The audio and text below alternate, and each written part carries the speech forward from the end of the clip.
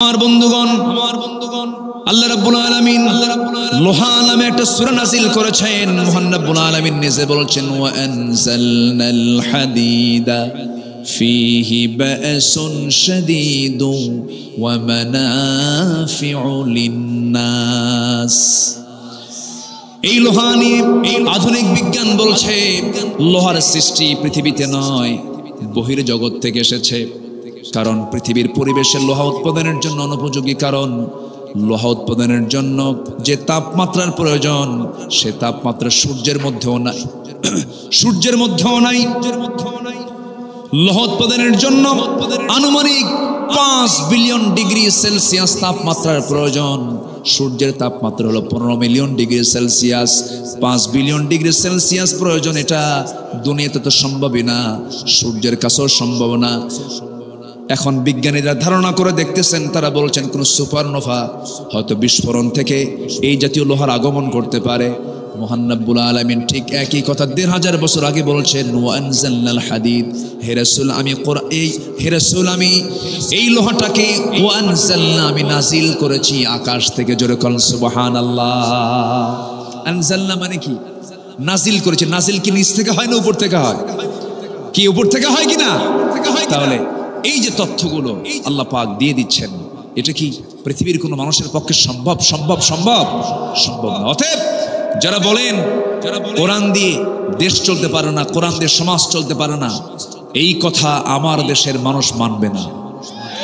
এদেশের মানুষ রক্ত দেওয়া শিখেছে, ফাঁসির মঞ্চে যাওয়া শিখেছে, ইসলামের জন্য বুকের তাজা প্রাণ ঢেলে দেওয়া শিখেছে। আমরা যতক্ষণ না পর্যন্ত এই জমিন আল্লাহর দিন কায়েম না হবে, আমরা আমাদের কাজ চালিয়ে যাব। আল্লাহ কবুল করুন, জোরে বলে আমিন। নামাজ পড়ব কয় ওয়াক্ত? নামাজ না পড়লে কোথায় যেতে হবে? জাহান্নাম। নাম্বার 2 হলো ওয়ালাম নাকুনু তুইমুল মিসকিনা ওয়া কুননা নাখুদু মা'আল খায়িদিন। নাম্বার 2 হলো বান্দার হক আমরা নষ্ট করেছি। 1 নম্বর হলো আল্লাহর হক আমরা নষ্ট করেছি, নামাজ পড়ি নাই। নাম্বার 2 হলো বান্দাদের হক নষ্ট করেছি, মিসকিনদেরকে তাকায় নাই, বরঞ্চ তাদের সম্পদগুলো লোপাট করেছি। বৃদ্ধ ভাতা খাইছে কিনা বলেন? বিধবা ভাতা খেয়ে ফেলছে, আছে না? এরকম আছে না? রাস্তার টাকা মেরে খেয়ে শেষ করেছে। দেশ থেকে টাকাগুলো পাচার করে সব নিয়ে চলে গেছে, কিছুই রাখে নাই। দেশের সন্তানগুলোকে দেশেও পড়ায় না, ইউরোপে পড়াইছে, আমেরিকায় পড়াইছে। দেশকে এত ভালোবাসে, সন্তানগুলোকে দেশে পড়ালো না, ভার্সিটি তারাই বানালো, কিন্তু সেই ভার্সিটিতে নিজের সন্তানগুলো পড়ালো না। ভার্সিটির সন্তানদের হাতে তুলে দিয়েছে ইয়াবা, মদ, বোতল, অস্ত্র, আর ওদেরকে ইউরোপে আমেরিকায় পড়াইছে। ঠিক কিনা? অস্ত্রের ঝনঝনানি তারা করেছে। বিশ্ববিদ্যালয়গুলোকে তারা মিনি ক্যান্টনমেন্ট বানিয়েছিল, এত কিছু তারা করেছিল। আমার বন্ধুগণ, আমিও ঢাবির ছাত্র ছিলাম, বানায় একটা কথাও বলছি না। ভার্সিটির যে চিত্র এই 16 বছরে যা ছিল, সেখানে শুধু সমকামিতার হার বেড়েছে, জেনার হার বেড়েছে, অবাধ যৌনাচারের হার বেড়েছে, নেশার পরিমাণ বেড়েছে। সমকামিতাকে প্রমোট করার জন্য তারা বিভিন্ন উস্কানিমূলক বিভিন্ন কথাও বলেছে। এমনকি শ্রেণীর পাঠ্য বইয়ের মধ্যেও ঢুকিয়ে দিয়েছিল ট্রান্সজেন্ডার। মনে নাই? ট্রান্সজেন্ডার মনে নাই? শরীফার গল্প ঢুকিয়ে দিয়েছিল। অনেক কিছুই তারা করেছে। আমার বন্ধুগণ, এই যে এত বড় দেশের সম্পদগুলো লুটপাট করে বাইরে নিয়ে চলে গেল, এটা দেশপ্রেমের লক্ষণ নয়, এগুলো বান্দার হক নষ্ট করা। আল্লাহ বলছেন বান্দার হক যারা নষ্ট করবে, আমি আল্লাহ তাদেরকে জাহান্নামের মধ্যে ঢুকাবো। নাম্বার 3 হলো সমালোচককারীদের সঙ্গে সমালোচনা করা। নাম্বার 4 হলো যারা আখিরাতকে অবিশ্বাস করেছে। ওয়া কুন্না নুকাযযিবু বিয়াউমিদ্দিন, আমরা যাবার জীবিত হব, কোনো সন্দেহ আছে নাকি? আসতে কয় না। আল্লাহ কি আমাকে জিন্দা করতে পারবেন না?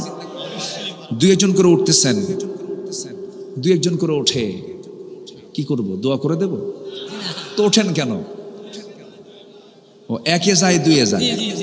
ও মাশাআল্লাহ, অনেক সুন্দর জবাব। একটু বসেন।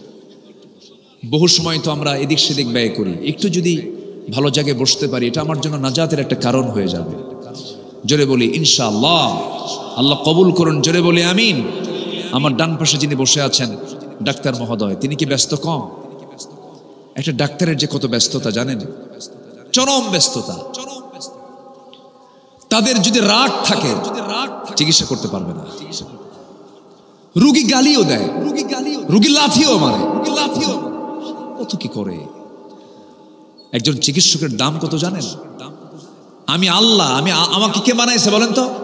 আমি আল্লাহর গোলাম। আর আল্লাহর গোলামকে যারা সেবা দেয়, যদি নিয়তটা সহি থাকে যে না আমি আল্লাহর মখলুকের সেবা করছি, আল্লাহ তাআলা তার সেবা করবেন। হাসরের ময়দানে বলিবেন খোদা, হে আদম সন্তান, কি আছে না একটা কবিতা আছে না, এটা কিন্তু কবিতা না, এটা হাদিস। আমি অসুস্থ ছিলাম, তুমি আমার সেবা করো নাই। অর্থাৎ আমার বান্দাগুলো অসুস্থ ছিল, তুমি তার ওই অসুস্থ ব্যক্তির পাশে তুমি দাঁড়াও নাই। তো বিশাল ব্যাপার। আল্লাহ তুমি এদেশের সকল চিকিৎসককে আখিরাতের চিন্তা মাথায় নিয়ে খিদমা করার তৌফিক তুমি আল্লাহ দিয়ে দাও। জোরে বলি আল্লাহুম্মা আমিন। আবার আপনি কৃষিকাজ করেন, আপনি যদি কৃষাণ না দেন, আপনি চাষ না করেন, জাতি খাবে কি? তাহলে আপনার জন্য পুরস্কার কি আল্লাহর কাছে নাই? আসতে বলেন কেন? আসে না নাই? আসে না নাই? যে যার ডিপার্টমেন্টে আছে সে ডিপার্টমেন্টকে আখিরাতের জন্য, আখিরাতকে মাথায় নিয়ে কাজ চালাবেন, আল্লাহ পুরস্কার দিয়ে দিবেন। একটা কৃষকের দাম কত? আদম ছিলেন কৃষকের, কৃষিকাজের রূপকার। যারা কিষান তারা খাঁটি আদমের সুন্নত পালন করে। যেরকম সুবহানাল্লাহ, ঠিক আছে না? এটা আদমের সুন্নত। আদম আলাইহিস সালামকে আল্লাহ রাব্বুল আলামিন পৃথিবীর সকল কৃষিকাজের শিক্ষা দিয়েছেন। যেরকম সুবহানাল্লাহ। আমাদের বাপ তো প্রথমে তো খাওয়া দরকার, উনি খাওয়ার ব্যবস্থা করে দিয়েছেন। ইদ্রিস আলাইহিস সালাম তিনি ছিলেন টেক্সটাইল ইঞ্জিনিয়ার, তিনি কাপড় চোপড়ের ব্যবস্থা করে দিয়েছেন। দাউদ আলাইহিস সালাম ছিলেন অস্ত্র নির্মাতা, তিনি অস্ত্র বানাতেন। তার অস্ত্র বানানোর জন্য ফ্যাক্টরি লাগতো না, হাতে নিতেন, কাদার মতো নরম হয়ে যেত লোহা। আল্লাহু আকবার বলেন। ওয়াল্লানাল হাদিদ, তার কাছে লোহাটা কাদার মতো নরম হয়ে যেত। এরকম করে আল্লাহ পাক বিশেষ সমস্ত পয়গম্বরকে বিশেষ বিশেষ গুণ দান করেছিলেন। যে কাজই করবো না কেন সেই কাজের মধ্যে নিয়ত থাকতে হবে, আমি কার জন্য করছি? আসতে কার জন্য করছি? বাড়িতে জানালা আমি বানাইছি, বাড়িতে ঘর বানালে তার জানালা লাগে কিনা বলেন?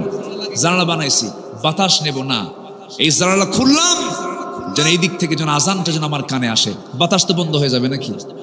বাতাস বন্ধ হবে? বাতাস তো পাবেনি, অটোমেটিক আসবে, কিন্তু নিয়তটা থাকতে হবে এই যে জানালাটা করলাম যেন আজানের শব্দটা যেন আমার কানে আসে। এরকম করে করে আমরা প্রত্যেকটা কাজে আমরা সবকিছু করব কার জন্য? আল্লাহর জন্য। সম্মানিত ভাইয়েরা, আখিরাত আছে না নাই বলেন তো? এই এলাকায় কি আলুর চাষ হয়? আলুর চাষ আলু হয়?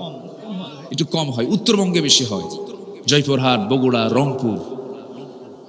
হ্যাঁ, রংপুর ওইদিকে প্রচুর হয়। হারাগাছে আবার বিড়ি হয়, বিড়ি বিড়ি রংপুরে বিড়িও হয়। কিন্তু আবার এই নদী পার হলেই কুষ্টিয়া গেলেই, আমি আগে বুঝতাম না, ফাইন গোল গোল ঘর, মাটির ঘর, বললাম যে এই ঘরে থাকে কে? কুজন না, এখানে বিড়ি হয়, বিড়ি বিড়ি, ওই তো তামাক, একই কথাই, প্রসেস করে তারা, প্রচুর তামাকের আবাদ হয় ওইদিকে। বছর 3 আগে রংপুর এক মাহফিলে গেলাম, আমি জানতাম না যে কারা দাওয়াত দিয়েছে। তো মাহফিল শেষ হওয়ার আগ দিয়েই দোয়ার আগ দিয়ে বলে, হুজুর একটু দোয়া করেন। কেন? আমাদের বিড়ি ফ্যাক্টরিতে যেন বরকত হয়। আমি পড়ে গেলাম বিপদে, কি দোয়াটা করি বলেন তো? সব খাবারের দোয়া আছে, বিড়ি খাওয়ার দোয়া কত? বিড়ি খাওয়ার কোনো দোয়া আছে? এই সাথে খাবার বেশি খায় না বিড়ি বেশি খায়? বলেন কি বেশি খায় বলেন? ভাত খায় কয়বার আর বিড়ি খায় কয়বার? আনলিমিটেড। একটা শেষ হলে ওর সাথে আরেকটা, মানে ওই লাগানোর সময় নাই, মানে আগুন এক্সট্রা দরকার নাই, শেষ হয়েছে। আবার বন্ধুত্ব আছে, এই দে, ধার নেয়, আগুন কি দেয়? ধার নেয়, ধার নিয়ে খায়। বিড়ি খাওয়া কি সুন্নতে মুআক্কাদা? বিড়ি খাওয়া যাবে? আজ থেকে বিড়ি খাওয়া যাবে? তামাক খাওয়া, পান খান, ডাক্তার আছে তো এই জন্য আমি এই কথাগুলো আসতেছে। পান খান আপনি, আমার দাদার মুখের পান চাবায়া চাবা আমারে দিত, আমার মনে আছে। বুড়া মানুষ হলে পরে একটু চাবাতে ভালোবাসে, মুখটা একটু গন্ধ গন্ধ হয়, এই জন্য পান খায়। রস, কেউ কেউ বলেছেন পানের রসে কিছু উপকার আছে, স্টমাকের কিছু উপকার আছে, খান, পান খান। কিন্তু পানের সাথে আবার হাকিমপুরি রহমতুল্লাহ আলাইহি এখানে কথা আছে, এখানে কথা আছে না নাই? হাকিমপুরি আর রহমতপুরি খাওয়া যাবে না, এটা বাদ দিতে হবে। এক কথা শক্ত কথা বলছি, মন খারাপ করা যাবে না। যে খাবার খেলে পরে ক্যান্সার হয়, আপনার লাঞ্চটা দিয়েছেন কে? লাঞ্চ কে দিয়েছেন? বিড়ি খেয়ে নষ্ট করলো কে? আল্লাহ নষ্ট করছে। কে নষ্ট করছে? ওয়ালা তুলকু বিআইদিকুম ইলা তাহলুকা, নিজকে তুমি ধ্বংসের দিকে ঠেলে দিও না, আল্লাহর কালাম। আমি মনে করি আপনি নিশ্চিত জানেন এই বিড়ি খেলে পরে, এই নেশা করলে পরে আমার ক্যান্সার হতে পারে, আমার জটিল সমস্যা হবে। আমি খাই, আমার যে ক্ষতি হয় পাশের লোকের তার চেয়ে ডাবল ক্ষতি হবে। এত কিছুর ক্ষতি জানার পরে আপনি যদি খান, নিঃসন্দেহে আল্লাহ পাক এটার জন্য আপনাকে আত্মহত্যাকারীর কাতারেও নিতে পারেন। আমার কথা কি বোঝা গেল কথাটা? আমি কিন্তু খুব চূড়ান্ত কথা বললাম। নিতে পারেন না? নিতে পারেন কিনা বলেন? আপনি ক্যান্সারের রোগী হয়ে যাচ্ছেন যে খাবার খেলে। আপনি খাবেন কেন? এই দেহ কে দিয়েছেন? যত্ন করে কে বানাইছেন? লাকাদ খালাকনাল ইনসানা ফি আহসানি তাকওয়িম, সবচেয়ে সুন্দর করে বানিয়েছেন, মাথা থেকে পা পর্যন্ত কত সুন্দর করে দিয়েছেন। আপনি নষ্ট করবেন না। আল্লাহ রাব্বুল আলামিন এই দোয়াটা রাসূলকে শিখিয়ে দিয়েছেন। সবাই বলুন, রব্বানা আতিনা ফিদ দুনিয়া হাসানাতাও ওয়া ফিল আখিরাতি হাসানাতাও ওয়া কিনা আযাবান নার ওয়াজআলনাল জান্নাতা মাআল আবরার। এখানে দুনিয়া কি আছে? তাহলে দুনিয়া বাদ দিবেন কেন? দুনিয়ার দরকারও আছে, কিন্তু দুনিয়াটা কি দরকার? দুনিয়াতে আমার চলার জন্য আল্লাহ রাব্বুল আলামিন যে পথ দিয়েছেন, লিগ্যাল ওয়ে দিয়েছেন, আবার শয়তানের দেওয়া ইল্লিগ্যাল ওয়েও আছে, অবৈধ পন্থাও আছে। এই দুনিয়াতে অবৈধ পন্থাগুলোকে প্রত্যাখ্যান করে বৈধ পন্থা অবলম্বন করলে পরেই দুনিয়াটাও সুন্দর হয়ে যাবে, আখিরাত সুন্দর হয়ে যাবে। এই জন্য হালাল এবং হারামের জ্ঞান শুধু আলেমদের জন্য নয়, যিনি জান্নাত পেতে চান প্রত্যেকটা বান্দার জন্য হালাল হারামের জ্ঞান অর্জন করা আল্লাহ পাস করে দিয়েছেন। না জানলে আপনি আমল করবেন কেমনে? হালাল কোনটা, হারাম কোনটা, লেজিটিমেট অ্যান্ড প্রহিবিটেড কোনটা, হালাল কোনটা হারাম, এটা জানার দরকার আলেমের না সবার? জানার দরকার আলেমের না সবার? যার জান্নাত দরকার তার জানা দরকার, তার জানা দরকার। আমার বন্ধুগণ, দুনিয়া যদি একটু লস হয়ে যায়, দুনিয়া যদি একটু আমার জন্য ক্ষতিও হয়ে যায়, ক্ষতি একদিন শেষ হয়ে যাবে। কিন্তু আমার মরার পরে যদি জান্নাত মিস হয়ে যায়, এর চাইতে বড় ক্ষতি আর কোনটাই হতে পারে না। সবচেয়ে বড় ক্ষতি হয়ে যাবে জান্নাত যদি হাতছাড়া হয়ে যায়। এই জন্য আমরা এই দুনিয়াটাকে এমন ভাবে সাজায় নেব যে সাজানোর মধ্য দিয়া জান্নাতটা যেন আমার জন্য পাওয়াটা খুব সহজ হয়ে যায়। সেই জান্নাত লাভের জন্য আমাকে আপনাকে মুজাহাদা করতে হবে। মহান রব্বুল আলামিন ইমানদারকে ডাক দিয়ে বলছেন, ইয়া আইয়ুহাল্লাযীনা আমানু তাকুল্লাহা ওয়াল তানজুর নাফসুম মা কদ্দামাত লিগাদিন ওয়াত্তাকুল্লাহ ইন্নাল্লাহা খাবীরুম বিমা তা'মালুন। জোরে বলুন আল্লাহু আকবার। ইমানদারেরা শোনো, তোমরা আমি আল্লাহ আমাকে ভয় করো এবং ওয়াল তানজুর, ওই দিকে লক্ষ্য করো। ওয়াল তানজুর নাফসুম মা কদ্দামাত লিগাদ, ওই দিনের জন্য তুমি সতর্ক থাকো, খেয়াল করো আগামী দিনের জন্য, অর্থাৎ আখিরাতের জন্য তুমি কি পাঠাচ্ছ ওই দিকে খেয়াল করো। খবরদার, সাবধান, তুমি যা কিছু করছো সকল কিছুর খবরদারি কে রাখেন? খবরদারি কে করেন? আল্লাহ করেন। একটা সেকেন্ড নষ্ট করার সুযোগ নাই, একটা মিনিট সময় নষ্ট করার সুযোগ নাই। কারণ আল্লাহ রাব্বুল আলামিন সাফ সাফ বলে দিয়েছেন, হুয়াল্লাযী খালাকাল মাউতা ওয়াল হায়াতা লিয়াবলুয়াকুম আইয়ুকুম আহসানু আমালান ওয়া হুয়াল আজিজুল গফুর। জোরে বলুন আল্লাহু আকবার। তিনি সেই মহান প্রভু যিনি মৃত্যু এবং জীবন সৃষ্টি করেছেন যেন তিনি বুঝে নিতে পারেন তোমাদের মধ্যে কোন কোন বান্দাগুলো নেক আমল করে যেতে পারে। আল্লাহ সময় দিয়েছেন কি সীমাহীন না সীমিত সময়? সীমিত কিছু সময় আমার আপনার জন্য বরাদ্দ। যে কোনো মুহূর্তে আমি আপনি দুনিয়া থেকে বিদায় নেব। পৃথিবীতে ফিরে এসে আর কি নতুন করে ইবাদত করার কোনো সুযোগ আছে? নাই। এই জন্য আমাকে আপনাকে ফাইনাল প্রিপারেশন নিতে হবে। দুনিয়া নামক এই পরীক্ষার জায়গায় ফেল করলে বড় বেকায়দা হয়ে যাবে আখিরাতে। এই জন্য চ্যালেঞ্জ হচ্ছে জাহান্নাম থেকে আমি আপনি কেমনে বাঁচবো। জাহান্নামে যাওয়ার কারণগুলো মনে হয় কোরআনে বাদ পড়ছে নাকি? আছে না নাই বলেন তো? আচ্ছা, আমরা একটু শুনে নেই। কোরআন তুমি বলে দাও তো জাহান্নামে যাওয়ার কি কি কারণগুলো আছে, আমরা যেন সেই কারণ থেকে নিজেকে দূরে রাখতে পারি। শুনতে রাজি আছেন তো সবাই?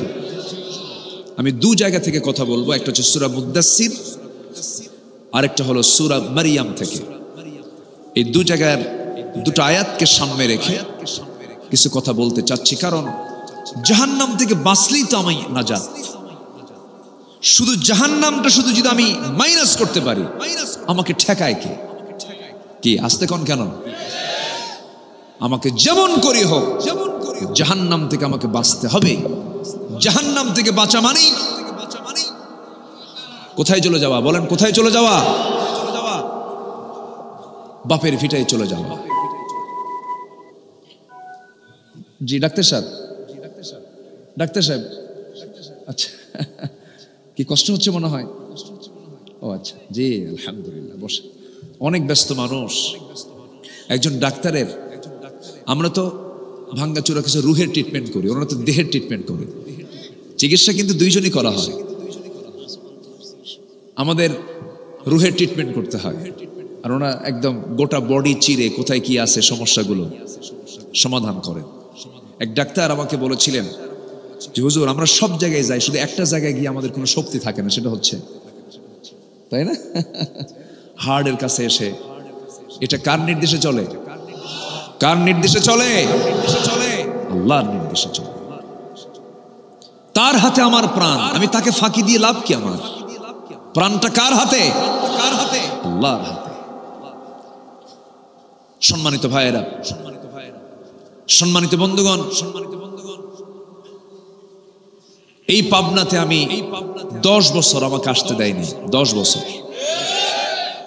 এবার 20 জানুয়ারি দারুল আমান ট্রাস্টে 10 বছর পর 14 সালে ওই যে মাহফিল করে গেছি, ঢুকতে দেয়নি।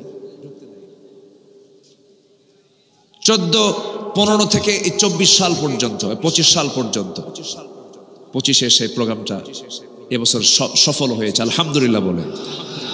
দেশের ইতিহাসের সবচেয়ে বড় মাহফিল চট্টগ্রামের প্যারেড ময়দান। 18 বছর পর এবার শুরু হয়েছে, মাহফিল শেষ হয়েছে, বলি আলহামদুলিল্লাহ। সেখানেও ছিলাম। সিলেট এমসি কলেজ মাঠ প্রায় যুগখানেক পর মাহফিল বন্ধ রেখেছিল, সেটাও এবার শুরু হয়েছে। সেখানে আমি একদিন ছিলাম। ওরা চেয়েছিল কোরআনের আওয়াজকে আমরা বন্ধ রাখতে পারবো, এটা ভুল। ইতিহাস থেকে শিক্ষা নিন। কোরআনকে যারাই অচল করতে চাবে তারা অচল হয়ে যাবে, এটা মাথায় রাখতে হবে। কোরআনকে অচল করতে চেয়েছিল, ওরা আলেমদেরকে শেষ করার প্ল্যানও করেছিল, শাসন করেছে ওরা। জেল খাটছে কারা? আলেমরা। কি দোষ ছিল আমাদের বলেন? আমরা কোন রাষ্ট্রের কোন ক্ষতিটা করছি বলেন? আপনারা কোন ক্ষতিটা করলাম বলেন? রাষ্ট্রের কোনো দায়িত্বই তো আমাদের দেওয়া হয় না। 2018 সাল আমার বাড়ি 250 পুলিশ ঘেরাও করছে। 250 আমাকে ধরতে আসছে, বলল হুজুর চলেন। কোথায়? থানায়। কে এত লোক কেন? কিছু কয় না। বড় সন্ত্রাসী তো আমি, যদি দৌড় মারি। আলেমরা দৌড়ায় না, আলেমরা পালায় না।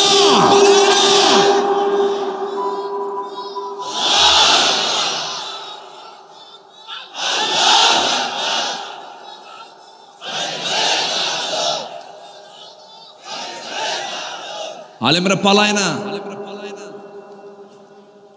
আলেমদের পালনের ইতিহাস নাই। আলেমরা বুক দিতে জানে, পিঠ দিতে জানে না।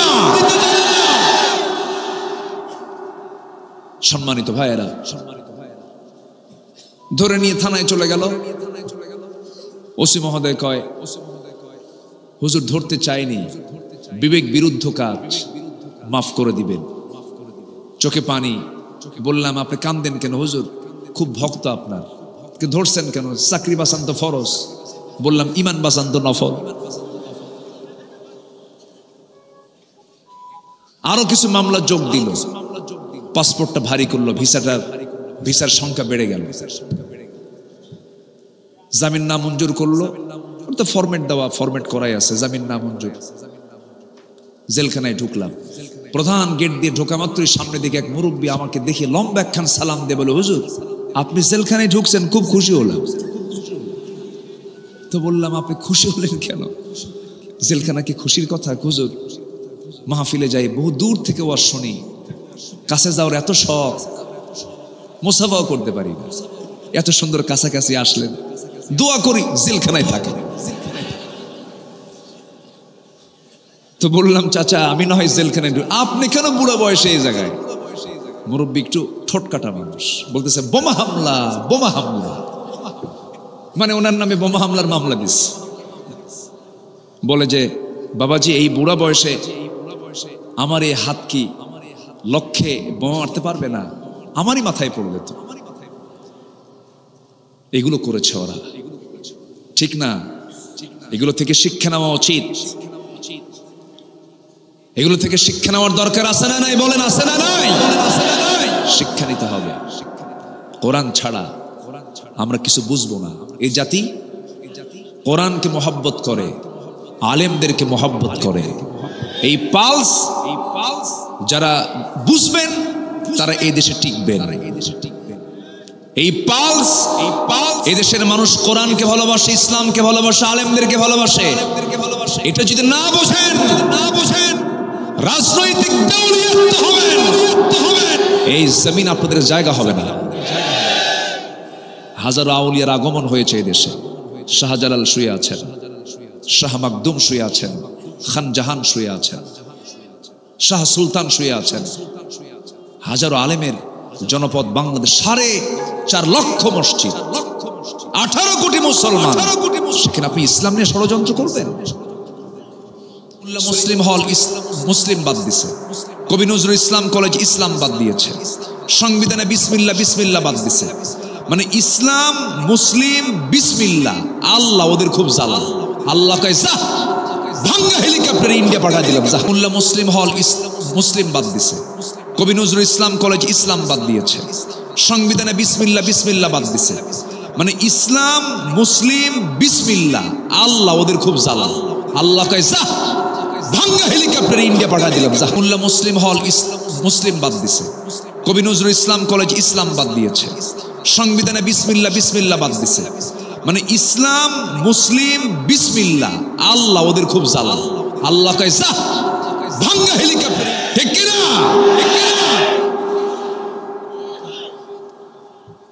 কষ্ট পাচ্ছেন নাকি আপনারা?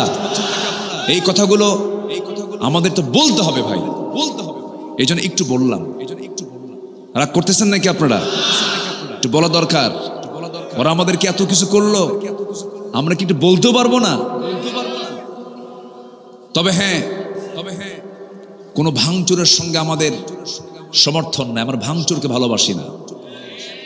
রাসূল মদিনা থেকে মক্কা যখন বিজয় করেছেন, প্রতিশোধ নিয়েছেন না মাফ করে দিয়েছেন? তবে 17 জনকে তিনি মাফ করেননি। এরকম বদমাইশ আমার দেশেও কিছু আছে। আসতে বলবেন না, আছে না নাই? প্রকাশ্যে গুলি করে হত্যা করেছে তোমরা, তার ভিডিও ফুটেজ আছে, আছে না নাই? যার সন্তান মারা গেছে সে বোঝে সন্তান হারানোর বেদনাটা কি। এটা কেউ বুঝবে না তাছাড়া। এত চাপা ছিল, মাইক পেলেই বাজে কথা, যে কথাটা একজন ঊর্ধ্বতন নেত্রীর বলে নেতৃবৃন্দের মুখে মানায় না, কিছু হলেই বলতো খেলা হবে, বলতো না? এটার শুরু করেছে হলো নারায়ণগঞ্জ থেকে, শুরু হয়েছে নারায়ণগঞ্জ, কিন্তু সেই এটার বাস্তব মানে এই কথাটাকে রূপায়ণ করেছে হলো নোয়াখালী। শুরু হয়েছে নারায়ণগঞ্জ, আর রূপ দিয়েছে কে? নোয়াখালী। কেউ নাই, কেউ নাই। লাভটা হলো কি? এগুলো দিবেন না, এগুলো বলবেন না। অহংকারকে আল্লাহ পাক বরদাস্ত করতে পারেন না, ঠিক কিনা? অহংকার দেখানো ঠিক না। আখিরাতকে টার্গেট করুন, শান্তি পাবেন। আখিরাতকে প্ল্যান করুন, বিসমিল্লাহর বিরুদ্ধে লাগেন না, ইসলাম নিয়ে লাগেন না, আলেম নিয়ে লাগেন না, কোরআন নিয়ে লাগেন না।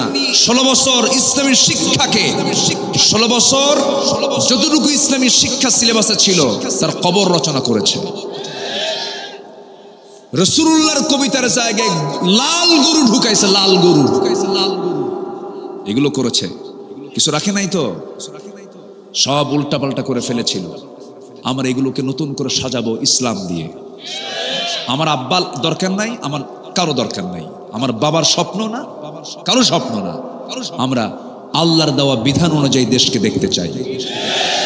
এটা কি বুক উঁচু করে বলতে পারবেন না আপনারা? কোনো দুর্বলতা আছে নাকি? সূর্য কার? আকাশটা কার? জমিনটা কার? বুক উঁচু করে বলবে এই জমিন আমরা আইন দেখতে চাই আল্লাহ। রাজি আছেন কারা কারা? হাত উঁচু করে দেখেন মুসলমান।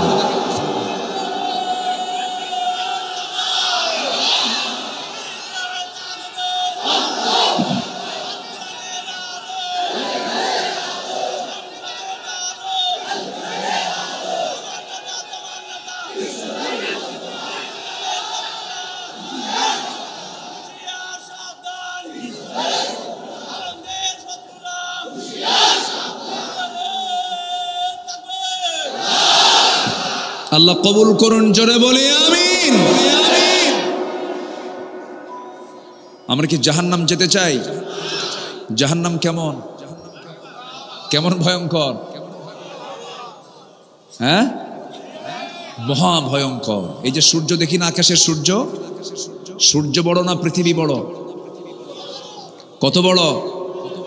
এই তো সবার তো জানা আছে। হ্যাঁ, সূর্য 9,30,00,000 মাইল দূরে। সূর্যের আভ্যন্তরীণ তাপমাত্রা হলো 15 মিলিয়ন ডিগ্রি সেলসিয়াস। দুনিয়াতে আমরা পাই মাত্র এত দূরে থাকার কারণে 25-30, আজকে হয়তো 28-30 ছিল। কিন্তু সূর্যের যে ইন্টারনাল যে তাপমাত্রা, ভিতরের তাপমাত্রা হলো, আভ্যন্তরীণ তাপমাত্রা হলো 15 মিলিয়ন, 15 কোটি নয়, 15 মিলিয়ন ডিগ্রি সেলসিয়াস।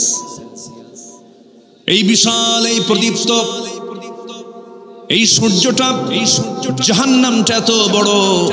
জাহান্নামের মুখে যদি ছেড়ে দেওয়া হয়, একটা সন্তান মুখের ভিতরে চকলেট নিলে পরে যেমন নিমিষেই 2-1 মিনিটের মধ্যে নিঃশেষ হয়ে যায়, ঠিক তেমনি জাহান্নামের মুখে যদি এই বিশাল সূর্যকে যদি ছেড়ে দেওয়া হয়, নিমেষেই সূর্য তার অস্তিত্ব হারিয়ে ফেলবে। এত বড় ভয়ঙ্কর সেই জাহান্নাম। তো এত সুন্দর মানুষ, থানার নাম কি? ঈশ্বর, ঠিক আছে না? তাহলে কি কি কি কি লেখা আছে বলেন তো? আমি কি আমি কাকে মানবো, আল্লাহ না ঈশ্বর? জোরে বলেন, জোরে বলেন। রাসূল যখন মদিনায় আসেন তখন মদিনার নাম মদিনা ছিল না, ছিল হলো ইয়াসরিব। কি ছিল বলেন? পাল্টায় দিলেন মুহাম্মদ সাল্লাল্লাহু। সময় আসুক, সব চেঞ্জ হবে, সংস্কার হবে। জোরে বলি ইনশাআল্লাহ। যেখানে শিরিক আছে সেখানে আমরা নাই। বারবার ঈশ্বর দিয়ে বলতে হয়, ঈশ্বর দি, ঈশ্বর দি, ঈশ্বর দি, তাই না? যদি একটা ভালো কিছু বরকতি নাম হতো তাহলে কত ভালো হতো না? আচ্ছা যাই হোক, এটা পরের বিষয়। নামের ভিতরে কোনো শিরক থাকলে এটাকে রাখতেন না। এক সাহাবীর নাম ভুল ঠিক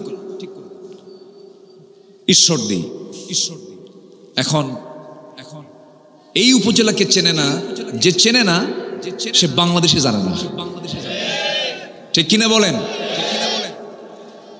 কি আছে বলেন? হ্যাঁ, পারমাণবিক। আপনারা পারমাণবিক নিয়ে বসে আছেন, চিন্তা করেন না? হ্যাঁ, বিশাল ব্যাপার তো। হ্যাঁ, বিশাল ব্যাপার, বড় একটা প্রজেক্ট আপনাদের এলাকায়। সেনানিবাস আছে, জংশন আছে, কি নাই আপনাদের? অনেক ভালো আল্লাহওয়ালাও আছে, কিছু চোর ডাকাতও আছে। আছে না নাই বলেন? দুই একটা থাকবেই তো, সমস্যা নাই। আমরা জাহান্নাম থেকে আমাকে আপনাকে বাঁচতেই হবে। জাহান্নামে যাওয়ার কারণগুলো কি? আল্লাহ রাব্বুল আলামিন দু জায়গায় বলেছেন, দুটো আয়াত আমি কোট করছি। সূরা মুদ্দাসসিরে মহান রাব্বুল আলামিন বলেন, মা সালাকাকুম ফি সাকার ক্বালু লাম নাকু মিনাল মুসাল্লিন ওয়া লাম নাকু নুতঈমুল মিসকিন ওয়া কুন্না নাখুযু মা'আল খায়িদিন ওয়া কুন্না নুকাযযিবু বিয়াউমিদ্দীন হাত্তা আতানাল ইয়াকিন ফামা তানফা'ুহুম শাফা'াতুশ শাফিঈন। জোরে বলুন আল্লাহু আকবার। ও সাকারবাসী, ও দোজখবাসী, জাহান্নাম মোট কয়টা বলেন? বলেন কয়টা? 7টা জাহান্নাম। এর মধ্যে একটার নাম হলো সাকার। ও সাকারবাসী, ও দোজখবাসী, আজকে তোমরা সাকার নামক দোজখে কেন? তারা বলবে আমরা দুনিয়ার জিন্দেগিতে 4টা কাজ করে আসি নাই। কয়টা কাজ বলেন? 4টা কাজ। কি কি? সঙ্গে সঙ্গে তারা বলতেছে, আল্লাহ পাক তাও জানিয়ে দিয়েছেন, ক্বালু লাম নাকু মিনাল মুসাল্লিন। এই দুনিয়ার জিন্দেগিতে ওয়াক্তে ওয়াক্তে আজান শুনতাম, সুমধুর কণ্ঠে মসজিদ থেকে আজান ভেসে আসতো, কিন্তু নামাজ পড়তাম না। নামাজ না পড়ার কারণে আজকে আমরা সাকার নামক দোজখে আছি। আমার বন্ধুগণ, তাহলে এই দেশের 18 কোটি মুসলমানের দেশ হলো বাংলাদেশ। এই দেশে মাত্র 5% মুসলমান নামাজ পড়ে, আর বাকি 95% মুসলমান নামাজ পড়ে না। এখন বলুন, এই দেশের অধিকাংশ মুসলমান জান্নাতি না জাহান্নামী? কার পরিসংখ্যানে, কার কথায়? আমি হিসাবটাকে আমি বের করে দিলাম? কে বের করে দিয়েছেন? আল্লাহ। তাহলে রাস্তায় চলতে নিয়ে দেখা যায় জান্নাতি মানুষ বেশি না জাহান্নামী মানুষ বেশি? জাহান্নামী। নামাজ যে পড়বে না ভাবতে হবে ওই লোকটা জান্নাত পাবে না। ভয়ঙ্কর কথা কিন্তু। নামাজ যে পড়বে না ওই লোকটা জান্নাত পাবে না, কারণ এটা আল্লাহর ওয়াদা। আরো ভয়ঙ্কর কথা কিছুক্ষণ পর আসতেছি। সাকার নামক দোজখটা একটা দোজখ। আবার কিছু কিছু গর্ত আছে, যে সমস্ত গর্তগুলো ভয়ঙ্কর গর্ত, যে গর্তগুলোকে জাহান্নাম পর্যন্ত ভয় পায়। এত ভয়ঙ্কর সেই গর্তগুলো। সূরা মারইয়ামের 59 নম্বর আয়াতে আল্লাহ রাব্বুল আলামিন বলেন, ফাখালাফা মিন বা'দিহিম খালফুন আদাউস সালাতা ওয়াত্তাবাউশ শাহাওয়াত ফাসাউফা ইয়ালকাউনা গায়্যা। আল্লাহু আকবার। এই দুনিয়ার জিন্দেগিতে যারা নামাজকে নষ্ট করে ফেলবে, নামাজ যারা আদায় করবে না অথবা নামাজকে নষ্ট করে ফেলবে, আল্লাহ রাগ করে বলছেন। এই আয়াতটা যখন দেখি আমি কাঁপতে থাকি, আমার কাছে খুব ভয় লাগে। আল্লাহ বলছেন ওই সমস্ত বান্দাগুলোকে আমি আল্লাহ রাব্বুল আলামিন শুধু জাহান্নাম নয়, জাহান্নামের গর্তের মধ্যে আমি তাদেরকে ঢুকায়া ছাড়ব। এত ভয়ঙ্কর কথা। অথচ দেশ শাসন হলো আজকে 53-54 বছর, 25 বছর, 16 বছর, 9 বছর, কেয়ারটেকাররা কয়েক বছর, অনেক দলই দেশ শাসন করলেন, দেশটা চালালেন, কিন্তু বুকে দুঃখে বুকটা ফেটে যায়। আজ পর্যন্ত কোন মুসলিম শাসকের মুখ থেকে এই সাহস বের হলো না। আমরা সংসদে বহু আইন পাশ করেছি, চলুন জাহান্নাম থেকে বাঁচানোর জন্য, জাতিকে জাহান্নাম থেকে বাঁচানোর জন্য, জাতির জন্য নামাজের আইনটা পাশ করি। কেউ করেছে? কেউ করেছে? কি পাশ করেছে? মদের আইন পাশ করেছে। মদের ফ্যাক্টরি আমার দেশে আছে না নাই? ওই যে দর্শনা, একটু একটু পদ্মা পার হয়ে যাবেন। এটা কিসের তীরে? ঈশ্বরদী পদ্মার তীরে না? হ্যাঁ, পদ্মার তীর তো। জি, আপনাদের ভাষাগুলো অনেক সুন্দর, কিন্তু পাবনার সাথে পুরোটা মিল নাই। পাবনার সাথে কিন্তু আপনাদের ভাষার মিল নাই। পাবনা তো একটু গেদা, একটা আলাদা টান আছে না? ঈশ্বরদী কেমন যেন একটা ভিন্ন, একই জেলা কিন্তু একটা ভিন্নতা আছে। আপনাদের ভাষার মধ্যে অনেক স্মার্টনেস পাওয়া যায়। বলি আলহামদুলিল্লাহ। একটা সুন্দর বইয়ের মতো ভাষা, সাহিত্যের ভাষার মতো মিলে যায়। বলি আলহামদুলিল্লাহ। ভাষা সুন্দর হওয়া এটা কপাল লাগে, এটা ভালো তো। বলি আলহামদুলিল্লাহ। সব ভাষাই সুন্দর, কিন্তু শুদ্ধ ভাষী হলে রাসূল নিজে বলেছেন নাহনু আফসাহুল আরব, আমি হলাম আরবদের মধ্যে সবচেয়ে শুদ্ধ ভাষী মানুষ। রাসূল যখন আরবি ভাষায় যখন কথা বলতেন, ওনার চাইতে সুন্দর শুদ্ধ করে কথা পৃথিবীর কেউ বলতে পারে নাই, পারবেও না। আল্লাহু আকবার। এই জন্য দিনের কথা বলতে গেলেও শুদ্ধ ভাষায় কথা বলাটা সুন্নাহ। শুদ্ধ ভাষায় কথা বলা কি সুন্নাহ। জি, তাহলে আমার মূল আলোচনার দিকে চলে যাচ্ছি। এই দেশে জান্নাতি মানুষ বেশি না জাহান্নামী মানুষ বেশি? বলে এই পরিসংখ্যান কে দিয়েছেন? আল্লাহ দিয়েছেন। এটা আমার কোনো কথা না, এটা আমি সৃষ্টি করলাম না, কিন্তু আল্লাহ নিজে বলছেন। 1 নম্বর কারণ হলো নামাজ না পড়া, জাহান্নামে যাওয়ার। অথচ এটা নিয়ে কোন নেতৃবৃন্দের কোনো হেডেক নাই। এত আইন পাশ হলো, মদের আইন পাশ করেছে, জেনার আইন পাশ হয়েছে, প্রস্টিটিউশনের একজন প্রস্টিটিউটার, একজন জেনাকার, লাইসেন্সওয়ালা, আপনি তাকে কখনো মানা করতে পারবেন না। সে বুক উঁচু করে বলবে I M A sex worker, আমি যৌন কর্মী, এই যে আমার লাইসেন্স, তুমি আমাকে বাধা দেবার কে? কোনো আপনি প্রশাসন দিয়ে আপনি তাকে আটকাতে পারবেন না। এমন আইন আমার দেশে পাশ করা আছে। জেনার আইন পাশ হলো, মদের আইন পাশ হলো, সুদের আইন পাশ হলো, কিন্তু এত মুসলিম শাসক আসলো গেল, কি বড় বড় বুজুর্গ, কিন্তু তারা আজ পর্যন্ত নামাজের বিলটা পাশ করার সাহস পেল না। এখান থেকে সুস্পষ্ট প্রমাণিত, যারাই ছিলেন ক্ষমতায় তারা কেউ আমার আখিরাতের চিন্তার জন্য তারা পেরেশান ছিলেন না। তারা শুধু দুনিয়ার চিন্তা করেছেন, জাহান্নাম থেকে বাঁচার কোনো চিন্তা জাতির জন্য করেন নাই। ঠিক কিনা? যে নেতৃত্বে আখিরাত নষ্ট হবে, সেই নেতৃত্বের কাছেই আমরা যাব না। আস্তে কোন কেন? অনেকে এটা বোঝানোর চেষ্টা করেন ১৫০০ বছর আগের কোরআন দিয়া আজকের সমাজ চলবে না।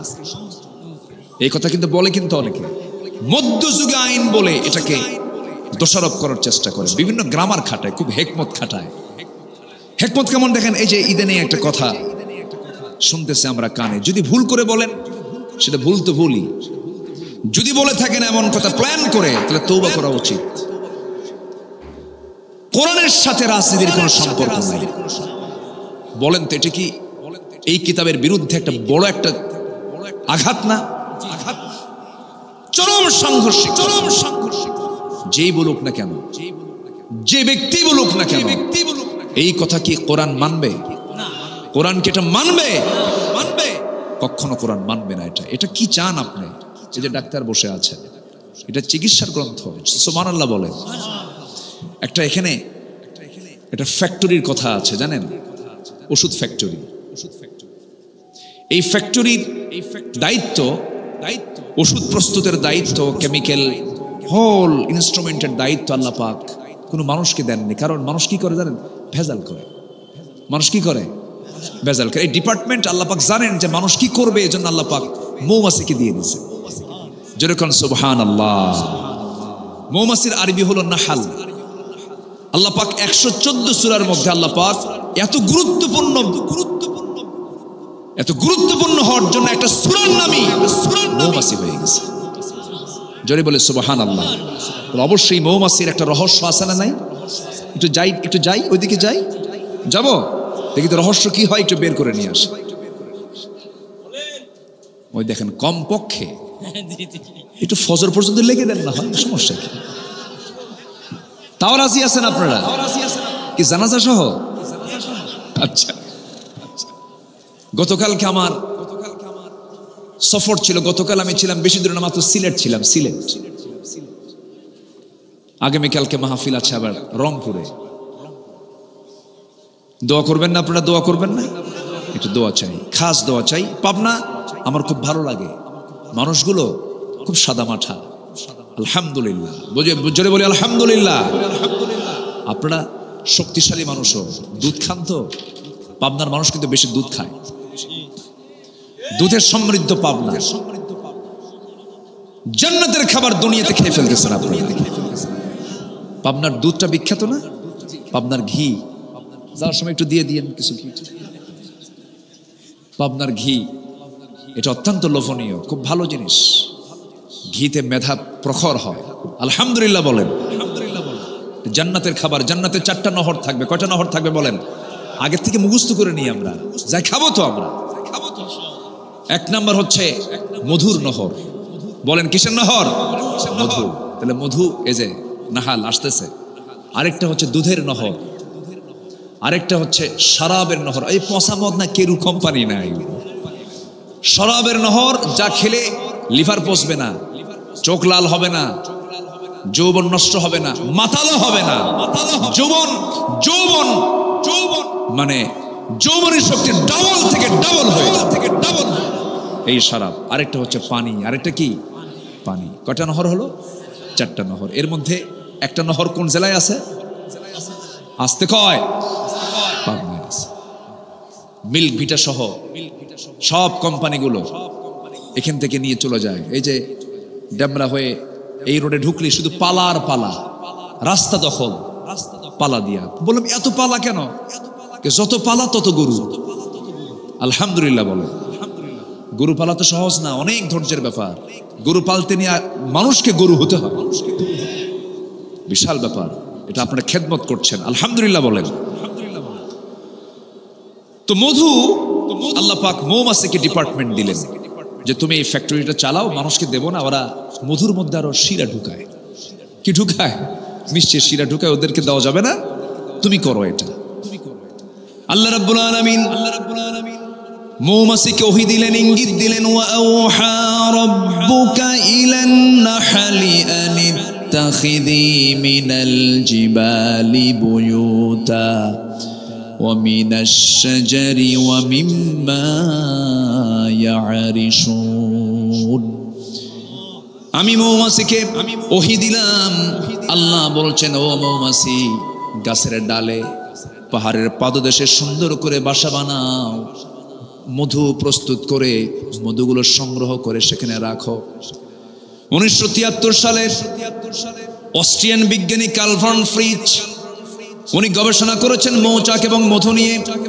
তার গবেষণা কি আমলে নিয়ে সুইডিশ একাডেমি নোবেল পুরস্কার তাকে দিয়েছে। তিনি 3টা তথ্য দিয়েছেন, যে তথ্য সুইডিশ একাডেমি এটাকে মাথায় নিয়েছে, প্রশংসা করে তাকে পুরস্কার দিল। কিন্তু তিনি যে 3টা তথ্য দিয়েছেন, সেই তথ্য তিনি গবেষণা করতে পারেন, কিন্তু সেই তথ্যের সঙ্গে কোরআনের 3টা তথ্যের হুবহু মিল হয়ে গেছে। তিনি একটা বইও লিখেছেন, দ্য ড্যান্সিং বিজ।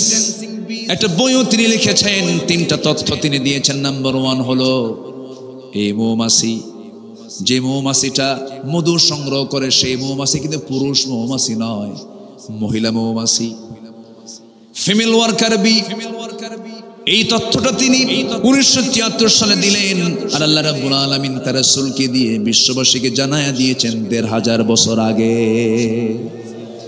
আনিত্তাখিদি, আলিম উলামা যারা আছেন, আনিত্তাখিদি, এটা যে মুয়ান্নাস, আল্লাহ পাক রানী মৌমাছিকে, কর্মী মৌমাছিকে বললেন তুমি সুন্দর করে বাসা প্রস্তুত করো, মধু সংগ্রহ করো। আল্লাহু আকবার বলেন।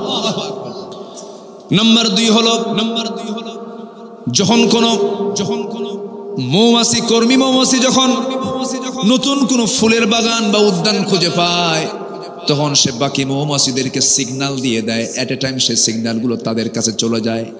এই সিগন্যালকে কার্ল ভন ফ্রিজ ওয়াগল ড্যান্স বলেছেন। অথচ এই পুরাতন তথ্যটা আল্লাহ রাব্বুল আলামিন 1500 বছর আগে বলে দিয়েছেন। আল্লাহ রাব্বুল আলামিন বলেছেন সুম্মা কুলি মিন কুল্লিস সামারাতি ফাসলুকি সুবুলা রাব্বিকা যুলুলা। জোরে বলুন আল্লাহু আকবার। এখানেই শেষ নয়, নাম্বার 3, বর্তমান সময়ে বিজ্ঞানীরা নিখুঁতভাবে গবেষণা করে দেখেছেন আসলে মধু বের হয় মৌমাছির পেট থেকে। মৌমাছি কিন্তু মধুগুলো মুখে বহন করে নিয়ে আসে না, সেই মধুগুলো পেটের মধ্যে তুলে নিয়ে আসে। পেটের মধ্যে তুলে পেট থেকে বের করে মৌচাকে জমা করে। জোরে বলে সুবহানাল্লাহ। এটা বিজ্ঞান 1973 সালে প্রমাণ করেছে। কিন্তু আল্লাহ রাব্বুল আলামিন 1000 বছর আগে বলেছেন, যারা পারেন আলেম উলামা অটোমেটিক আয়াতটা বললেই বুঝে যাবেন, ইয়াখরুজু মিন বুতুনিহা শারাবুম মুখতালিফুন আলওয়ানুহু ফীহি শিফাউন লিন-নাস ইন্না ফী যালিকা লাআয়াতান লিকাওমিন ইয়াতাফাক্কারুন। জোরে বলুন আল্লাহু আকবার।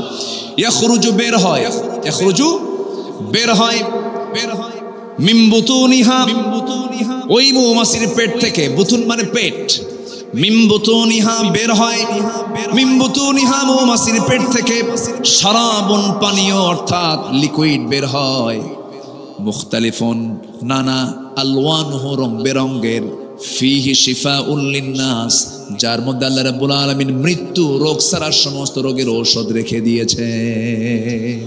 জোরে বলেন সুবহানাল্লাহ। এখানেই শেষ নয়, আরো কিছু কথা। 1 ঘন্টা লাগতো শুধু এই মৌমাছির গবেষণা করতে। আমি অত লম্বায় যাব না, শুধু 2টা পয়েন্টে বলে আবার মূল আলোচনায় যাচ্ছি। জাহান্নামে যাওয়ার কারণগুলো আমরা খুঁজে বের করছি। কেবল বের করছি কয়টা? জানাজার কারণ কয়টা বলেছি আমি? আরো আছে। একটা বলেছে, আরো আছে। আমার বন্ধুগণ, এখানে 1 কেজি মধুর দাম যে কেমন জানি না। এলাকায় 1 কেজি মধুর দাম কত? 550। তাহলে তো মনে হয় ওর মধ্যে কি কিছু ডাউট আছে মনে হয় নাকি? আচ্ছা ধরেন 1000 টাকা, ধরেন 2000, ধরেন 3000, ধরেন 1 কেজি মধু, 1 পাউন্ড মধু। 1 পাউন্ড মধুর দাম ধরেন 3-4 হাজার টাকা।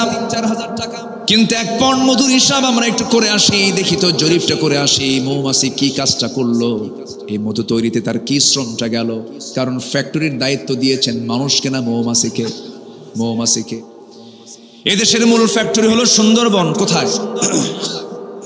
সুন্দরবনটাও বড়, এরিয়াও বড়। এই জন্য সেই জায়গার মধুগুলো অত্যন্ত টেস্টি। অন্যান্য মধুর সাথে এই মধুর মিলবে না, তুলনাই হবে না। অনেক সুন্দর টেস্টি মধু সেটা। এই মধুটা 1 পাউন্ড মধু বানাতে 550 মৌমাছিকে প্রায় 20 লক্ষ ফুলে ভ্রমণ করতে হয়। কেউ তো সুবহানাল্লাহ বললেন না। 1 পাউন্ড মধু বানাতে 550 মৌমাছিকে 20 লক্ষ ফুলের কাছে যেতে হয়। আমার বন্ধুদের, একটা মৌমাছি গড়ে 1 পাউন্ড মধু বানাতে 80,000 কিলোমিটার পথ অতিক্রম করে। অন্য গবেষণায় এসেছে প্রায় 14.5 লক্ষ কিলোমিটার পথ পাড়ি দেওয়ার পর 1 পাউন্ড মধু তৈরি হয়, যা গোটা পৃথিবীকে 3 বার ঘুরে আসা সম্ভব হবে। 1 পাউন্ড মধু বানাতে কত শ্রম মৌমাছির কাছ থেকে আল্লাহ রাব্বুল আলামিন নিয়ে নিলেন। সেই মধুগুলো সংগ্রহ করে মৌচাকে এটা রেখে দিল। আর সেই মৌমাছির তৈরি করা ফ্যাক্টরির মধুর মধ্যে যদি কেউ ভেজাল ঢুকায়, আমি মনে করি তার ফাঁসি হওয়া দরকার একবার না বারবার, একবার না বারবার। অসুখ হবে না কেন? অসুখ তো সারবেই না। আপনি মধু তো নষ্ট করছেন, আপনি ওষুধই নষ্ট করেন, আপনার রোগ মুক্ত হবেন কেমন? 2009 সালে আমি হজে গেছি, প্রথম সফরে এক ইউরোপিয়ানকে আমি দেখলাম, জমজম কূপের পানির ট্যাপ আছে, ওখানে কল আছে, সে পানি খায় না, শুধু গায়ে মারতেছে, গায়ে লাগাচ্ছে, মাথায় ঢালতেছে আর একটু একটু করে খাচ্ছে। তো আমি অবাক হলাম, তার কাছে গিয়ে বললাম, ভাই আপনি এরকম করছেন কেন? আপনি কি পাগল নাকি? আপনি জমজমটা মাথায় ঢালতেছেন, গায়ে ঢালতেছেন। বলে 20 দিন আগে আমি এসেছি মক্কায়। কেন? আমি অসুস্থ। কি হয়েছে? Skin cancer. উনি বলতেছেন আমি চেক আপ করে দেখলাম। অনেকক্ষণ ধরে তার সঙ্গে কথা বললাম। 2 দিন আগে উনি চেক আপও করেছেন জেদ্দায় গিয়ে। বলতেছে আল্লাহর মেহেরবানি আমার ক্যান্সারের জীবাণু আর নাই। জমজম, আল্লাহুম্মা ইন্নী আসআলুকা ইলমান নাফিআ ওয়া রিজকান ওয়াসিআ ওয়া শিফাআন মিন কুল্লি দাইন। রাসূল শিখিয়েছেন, আল্লাহ আমি তোমার কাছে উপকারী ইলম চাই, প্রশস্ত রিজিক চাই এবং সমস্ত রোগ থেকে তোমার কাছে আশ্রয় চাই। এই বলেই জমজম পানিটা 3 ঢোকে দাঁড়ায় দাঁড়ায় পান করতে হয়। পৃথিবীর পানি শুধু তৃষ্ণা নিবারণ করে, আর জমজমের পানি তৃষ্ণা নিবারণ করে, ক্ষুধাও নিবারণ করে।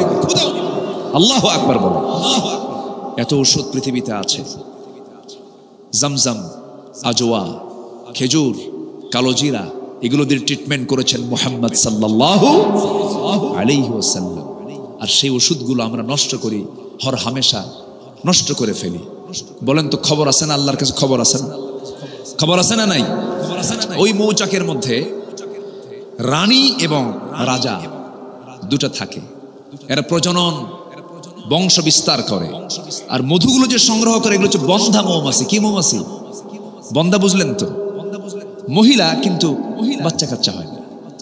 সুবহানাল্লাহ বলবেন না? আল্লাহর কি ডিপার্টমেন্ট দেখেন। আবার ওই মৌচাকের দরজায় অ্যাডমিনিস্ট্রেশন চালায়, ওদের মধ্যে ডিপার্টমেন্ট আছে। এরা হচ্ছে পুলিশ মৌমাছি, র্যাব, চিতা, কোবরা। কথা বুঝলেন কি? এরা এখানে বসে থাকে। যখন কোনো মৌমাছি মধু আনতে সংগ্রহ করতে না, হঠাৎ করে যদি কোনো মৌতে ঢুকতে নাই, 4-5টা পুলিশ মৌমাছি একসঙ্গে এট এ টাইম অ্যাটাক করে কামড়ায়া ওকে মেরে ফেলে আর বলে আল্লাহ ওহী দিয়েছে, মধু নষ্ট করা যাবে না। এটা আসতে বলেন সুবহানাল্লাহ। আমার বন্ধুগণ, এখানেই শেষ নয়। ওই মৌচাকের মধু ঠিক রাখার জন্য ওর ভিতরে যে তাপমাত্রার প্রয়োজন, সেই তাপমাত্রা হলো 35 ডিগ্রি সেলসিয়াস। এর চেয়ে কম হলে মধুর কার্যকারিতা নষ্ট হয়ে যাবে, আবার বেশি হলে পরে কার্যকারিতা নষ্ট হয়ে যাবে।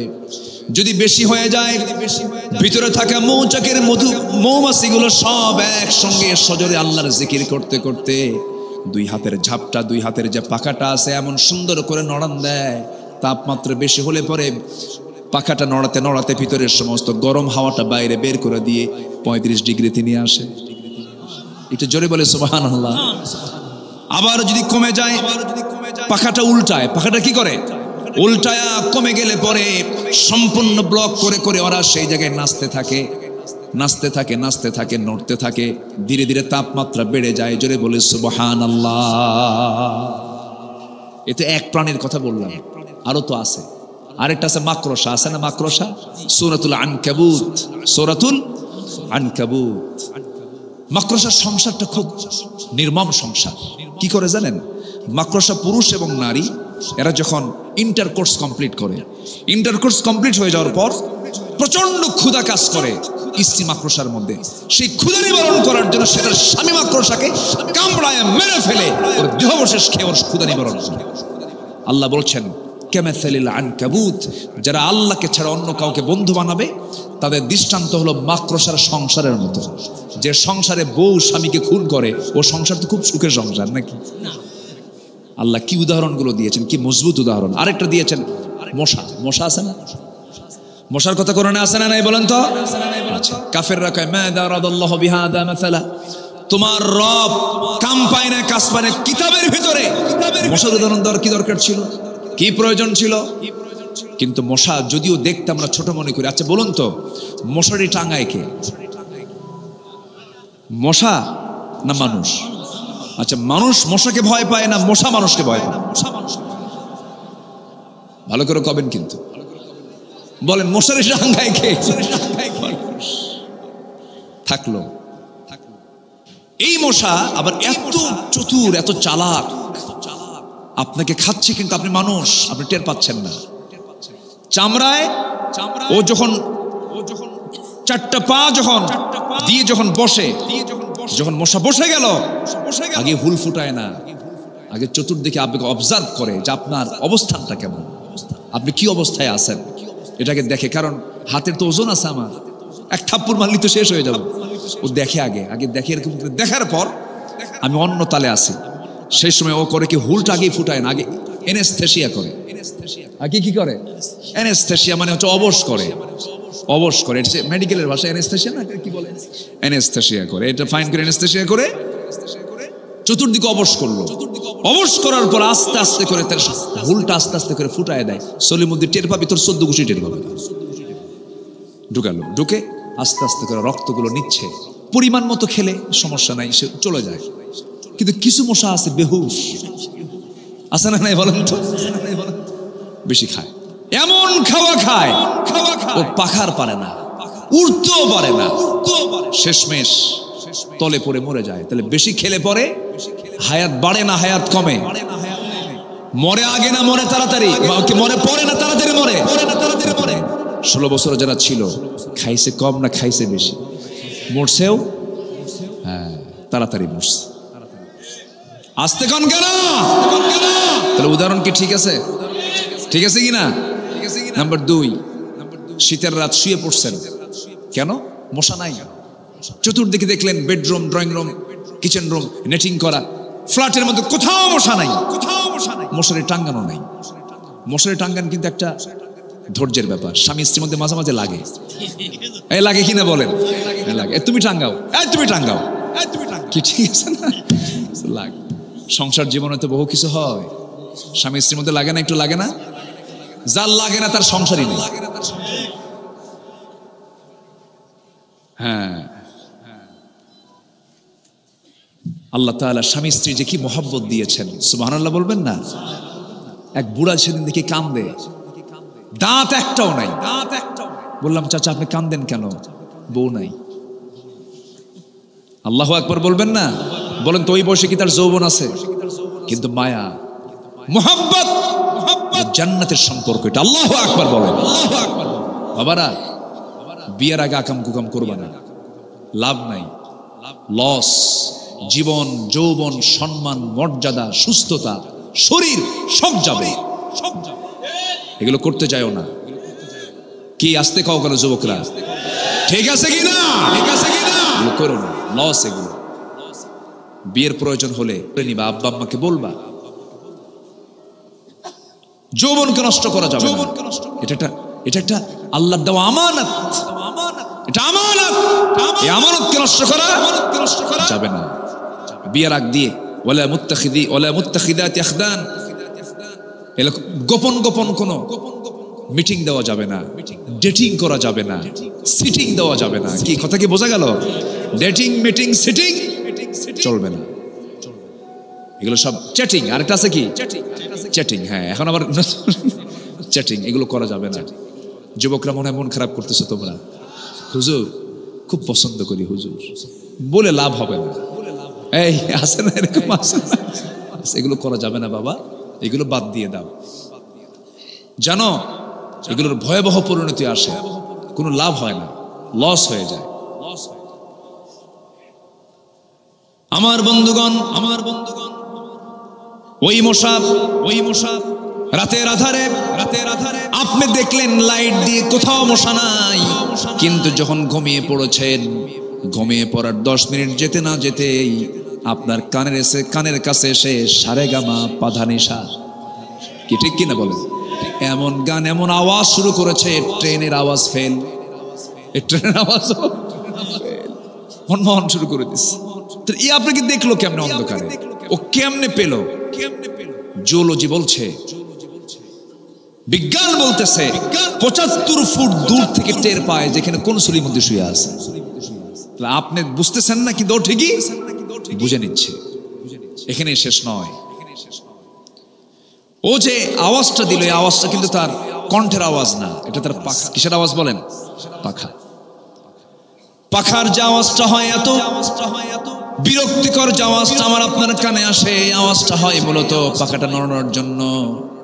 সায়েন্স বলতেছে প্রত্যেকটা মশা তার পাখা নড়ায় প্রতি সেকেন্ডে 300 থেকে 600 বার পর্যন্ত, প্রতি সেকেন্ডে। আল্লাহু আকবার বলেন। প্রতি সেকেন্ডে আজ পর্যন্ত এত দ্রুতগামী, এত দ্রুত নড়তে পারে এমন কোন মেশিন পৃথিবীতে আবিষ্কার হয়নি। জোরে বলি আল্লাহু আকবার, আল্লাহু আকবার। তাহলে মশার উদাহরণ দিতে কি আল্লাহ ভুল করছে? গবেষণা এগুলো আসছে। নাম্বার 4, নমরুদ কে? আমার জাতির পিতা কে? আরো জোরে, আমার জাতির পিতা কে? আর সেই জাতির পিতাকে আগুনে পুড়ে মারতে চেয়েছিল কোন কাফের? কোন কাফের? আল্লাহ বললেন, তুই আমার খলিল ইব্রাহিমকে আগুনে পুড়ে মারার সিদ্ধান্ত নিয়েছিলি, তোর কপালে রাখছি হলো মশা। কি রাখছি? তাও কি মশা? হ্যাঁ, প্যারালাইসিস। কি মশা? প্যারালাইসিস। একদম অটিস্টিক। হ্যাঁ, এই তো অটিস্টিক, একদম জন্মগত সমস্যা, অটিস্টিক মশা। পাহাড় ছেড়ে দিলেন, এক ঝাঁক আসলো। আল্লাহ বললেন, সবল কোনো মশা যাবি না, একদম অটিস্টিক যা। কি মশা? অটিস্টিক। কি সুন্দর ওয়াজ শিখিয়ে দিল, দেখছেন? ফাইন। যে সব আজকের তো যুবকরা খুব অ্যালার্ট, তো নাক দিয়ে ঢুকে ব্রেন পর্যন্ত চলে গেল, জুতার বাড়ি খায় বিদায় নিল। আজকেও যারা এমন আচরণ করবে তাদের পতনটায় নমরুদ, হামান, ফেরাউনের মতোই হবে, ঠিক কিনা? ধানমন্ডিতে 32-এ যে ঘটনা ঘটেছে, সেখানে পাওয়া গেছে আন্ডারগ্রাউন্ড আরেকটা আয়না ঘর পাওয়া গেছে। সেখানে চোখ মিলেছে, মাথার চুল মিলেছে, আন্ডারগ্রাউন্ড। সম্মানিত বন্ধুগণ, আমরা ফেরাউনকে দেখিনি, ইতিহাস শুনেছি, কিন্তু আয়না ঘর থেকে বের হয়ে আসা দুজন ব্যক্তির আমি সরাসরি কথা শুনেছি। আমার লোম শিহরে উঠছিল সেই সময়। ব্যারিস্টার আরমান এবং ব্রিগেডিয়ার জেনারেল আব্দুল্লাহিল আমান আজমি, আমি দুজনের সঙ্গে দেখা করতে গেছি। ওই সময় হসপিটালে ছিলেন তারা। আমি আরমানকে বললাম, ভাই কেমন ছিলেন বলুন তো? উনি বললেন, আমি 5 আগস্টের একদিন পরে যে বের হলাম, সেই দিনে আমি জানতে পেরেছি আমার বাবাকে 8 বছর আগে শহীদ করা হয়েছে। উনি জানতেন না যে তার বাবা মারা গেছে।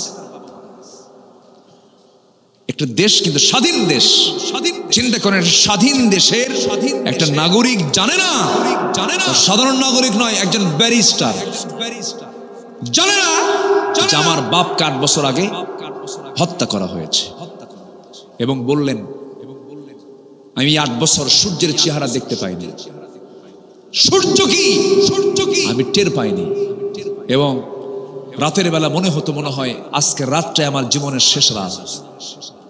কোনোদিন পরিষ্কার পানি পাইনি, আমাদেরকে দেওয়া হতো যত্রতত্র পানি, সে পানিগুলো খেতাম। 3-4 দিনের বাসি খাবার যখন আমাদের সামনে দেওয়া হতো, মনে হতো এটাই যেন কত বরকতি খাবার। গোগ্রাসে খেতাম, খেতাম।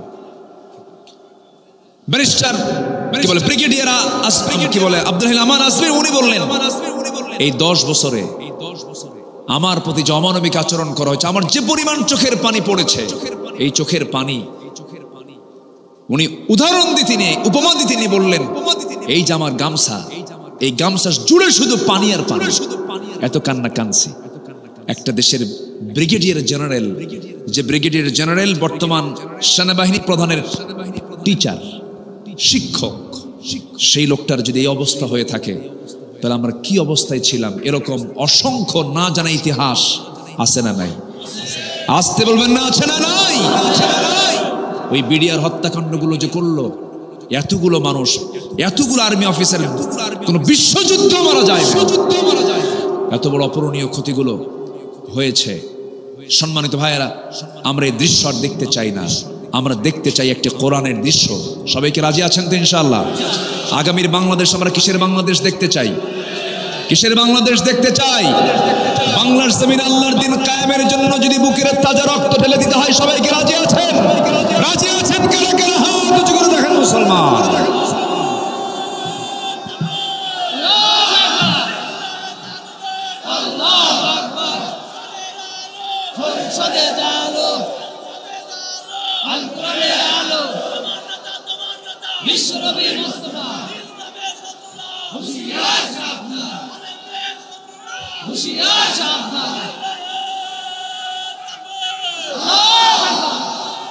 হাত নামান, আল্লাহ কবুল করুন।